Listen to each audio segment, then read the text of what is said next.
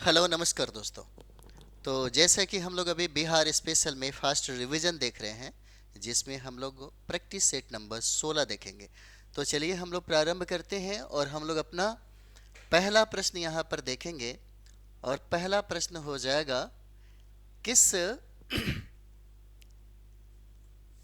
किस मौर्य राजा ने दक्कन पर विजय प्राप्त किया था, है ना। किस मौर्य राजा ने दक्कन पर विजय प्राप्त किया? क्या चंद्रगुप्त मौर्य होगा, या बिंदुसार होगा, या अशोक सम्राट हो जाएंगे, या कुणाल हो जाते हैं यहाँ पे, है ना। तो चलिए हम लोग पहला प्रश्न देखेंगे और पहला प्रश्न का आंसर हो जाएगा चंद्रगुप्त मौर्य हो जाता है ना। इसका आंसर ए हो जाएगा चंद्रगुप्त मौर्य। किस मौर्य राजा ने दक्कन पर विजय प्राप्त की थी, प्रश्न पूछा गया है ना। रिपीट में भी प्रश्न पूछे जाते हैं आपके बीपीएससी और टीचर के एग्जाम में। चलिए आगे हम लोग देखेंगे और दूसरा सवाल हमारा ये हो जाएगा। दूसरा सवाल है कि भारतीय संघ का 28वां राज्य कौन सा है? भारतीय संघ का 28वां राज्य। तो भारतीय संघ का 28वां राज्य कौन हो जाएगा, है ना। तो यहाँ पर देखिए, क्या ये उत्तराखंड है, या छत्तीसगढ़ है, या झारखंड है, या तेलंगाना है? तो यहाँ पे झारखंड हो जाएगा। इसका आंसर सी है, झारखंड आंसर इसका सी हो जाएगा।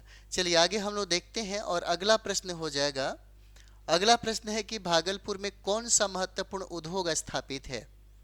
भागलपुर में कौन सा महत्वपूर्ण उद्योग स्थापित है? क्या सूती वस्त्र उद्योग स्थापित है, या रेशम वस्त्र उद्योग स्थापित है, या चीनी मिल उद्योग स्थापित है, या डेयरी उद्योग स्थापित हो जाएगा?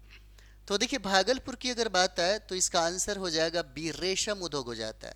और यही वजह है कि भागलपुर को सिल्क सिटी के नाम से हम लोग जानते हैं।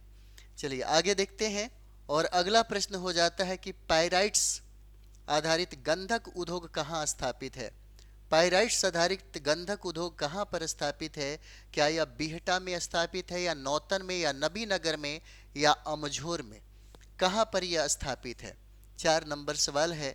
तो देखिए इसका आंसर हो जाएगा डी, अमझोर में हो जाता है ना, अमझोर में। अगला प्रश्न है कि भूलनी धाम किस जिले में स्थित है? भूलनी धाम किस जिले में स्थित है? तो भूलनी धाम कहाँ पर स्थित हो जाएगा? तो ये देखिए रोहतास जिला में स्थित हो जाएगा। भूलनी धाम अगर पूछे तो भूलनी धाम रोहतास जिला में यह स्थित हो जाएगा। नेक्स्ट हम लोग अगला सवाल देखेंगे कि भारतीय राष्ट्रीय कांग्रेस, है ना, भारतीय कांग्रेस समाजवादी पार्टी के अध्यक्ष कौन बनाए गए? भारतीय कांग्रेस समाजवादी पार्टी के अध्यक्ष पूछा जा रहा है। तो यहाँ पे भारतीय राष्ट्रीय जो कांग्रेस समाजवादी पार्टी की जो बात है, भारतीय, है ना, कांग्रेस समाजवादी पार्टी के अध्यक्ष के बारे में अगर देखा जाए तो इसका आंसर जो है ना, इसका आंसर नरेंद्र देव हो जाते हैं। सी आंसर हो जाएगा, नरेंद्र देव हो जाते हैं। तो हम लोग अगला प्रश्न यहाँ पर देखेंगे और अगला प्रश्न हो जाएगा 7 नंबर सवाल, है ना। 7 नंबर सवाल हम लोग देखते हैं और 7 नंबर सवाल ये है कि भूमि सेना का गठन कब हुआ था? भूमि सेना का गठन कब किया गया? तो भूमि सेना का गठन अगर देखेंगे तो यहाँ पे 1979 ईस्वी हो जाएगा। इसका आंसर डी है, भूमि सेना का गठन पूछा जा रहा है। चलिए नेक्स्ट हम लोग यहाँ पर देखेंगे कि किस मिट्टी में चूना एवं क्षार की कमी पाई जाती है? किस मिट्टी में चूना एवं क्षार की कमी पाई जाती है? चूना एवं क्षार की कमी क्या बांगर मिट्टी में पाई जाती है, या खादर मिट्टी में पाई जाती है, या बलथर मिट्टी में होगा, या कगारी मिट्टी में हो जाएगा, है ना। ये इंपॉर्टेंट प्रश्न है, 8 नंबर सवाल ये पूछा जा सकता है। तो देखिए खादर मिट्टी में चूना और क्षार की कमी पाई जाती है। इसका आंसर बी हो जाएगा। नेक्स्ट हम लोग अगला सवाल देखेंगे, राजतरंगिणी में कलहन ने किस राज्य का वर्णन किया है?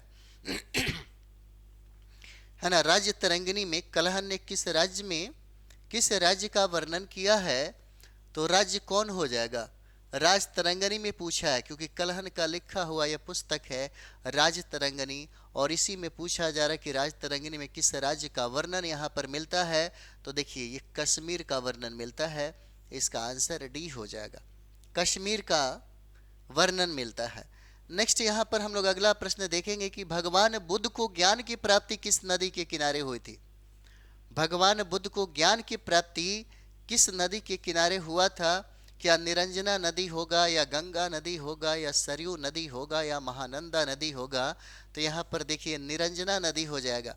इसी निरंजना नदी के तट पर महात्मा तथागत बुद्ध को ज्ञान की प्राप्ति हुई। नेक्स्ट हम लोग अगला प्रश्न देखेंगे, धान एवं गेहूं की फसल के लिए कौन सी मृदा उपयोगी हो जाता है? इंपॉर्टेंट है। दोमट मिट्टी होगा, या काली मिट्टी होगा, या लैटेराइट मिट्टी हो जाएगा, या दलदली मिट्टी हो जाएगा? तो यहाँ पे दोमट मिट्टी हो जाएगा। इसका आंसर क्या है?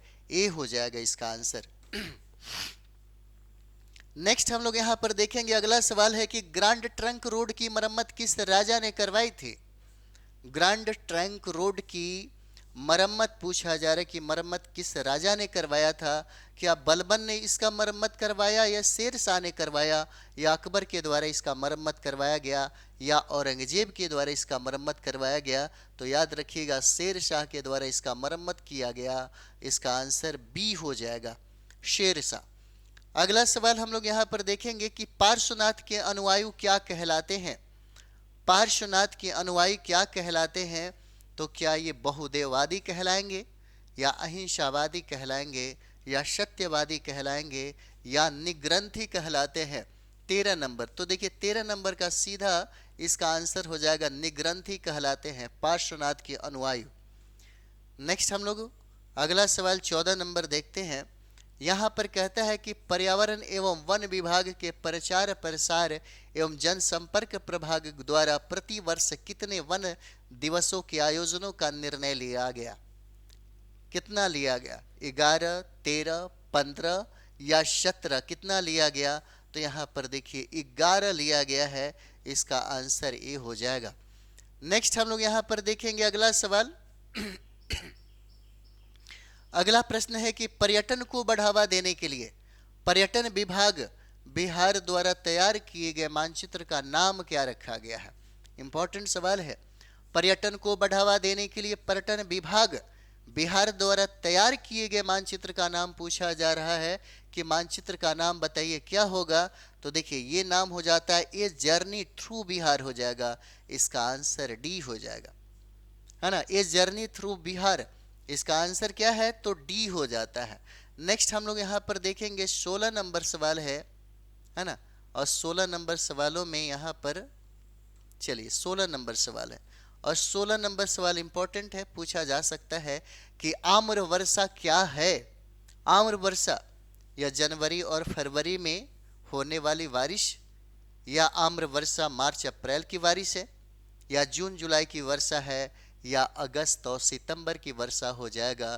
तो यहाँ पे ध्यान दीजिएगा 16 नंबर का आंसर बी हो जाता है, मार्च अप्रैल की वर्षा है, जिसको हम लोग आम्र वर्षा के नाम से जानते हैं। अगला सवाल हमारा हो जाएगा 17 नंबर सवाल। पंचायत चुनाव कराने हेतु निर्णय किसके द्वारा लिया जाता है? पंचायत चुनाव कराने हेतु निर्णय किसके द्वारा लिया जाता है? क्या यह निर्णय केंद्र सरकार के द्वारा लिया जाता, या राज्य सरकार के द्वारा लिया जाता, या यहाँ पे जिला प्रशासन के द्वारा लिया जाता है, या अनुमंडल प्रशासन के द्वारा यह निर्णय लिया जाता है? 17 नंबर सवाल हम लोग देखेंगे तो इसका आंसर बी हो जाता है ना। राज्य सरकार के द्वारा इसका चुनाव कराने का निर्णय जो है लिया जाता है। चलिए अगला प्रश्न हम लोग यहाँ पर देखेंगे, और अगला प्रश्न हो जाएगा कि पंचायती राज प्रणाली में जिले की सर्वोच्च संस्था कौन सी हो जाती है? पंचायती राज प्रणाली में जिले की सर्वोच्च संस्था कौन सी हो जाएगी? क्या यह ग्राम पंचायत कहलाएगी, या पंचायत समिति कहलाती है, या जिला परिषद कहलाती है, या यहाँ पे सरपंच कहा जाता है? तो यहाँ पर देखिए यह जिला परिषद कहलाता है। 18 नंबर का सी आंसर हो जाएगा। नेक्स्ट हम लोग यहाँ पर देखते हैं 19 नंबर सवाल।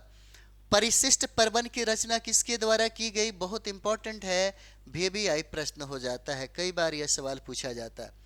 परिशिष्ट प्रबंध की रचना किसके द्वारा किया गया? क्या यह रचना हेमचंद्र के द्वारा किया गया, या माधवलाल के द्वारा किया गया, या विद्यापति के द्वारा किया गया, या नवल किशोर सिंह के द्वारा इसका रचना किया गया? तो याद रखिएगा 19 का आंसर ए हो जाएगा, हेमचंद्र के द्वारा परिशिष्ट प्रबंध की रचना की गई यहाँ पे।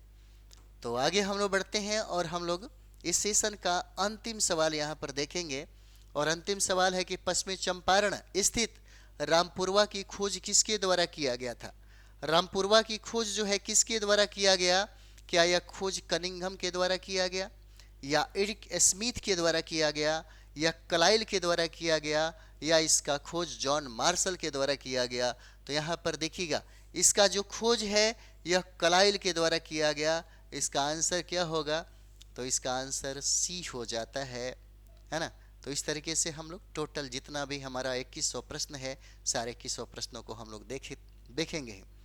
तो चलिए हम लोग मिलते हैं अगले वीडियो में। थैंक यू वेरी मच आप सभी लोगों का।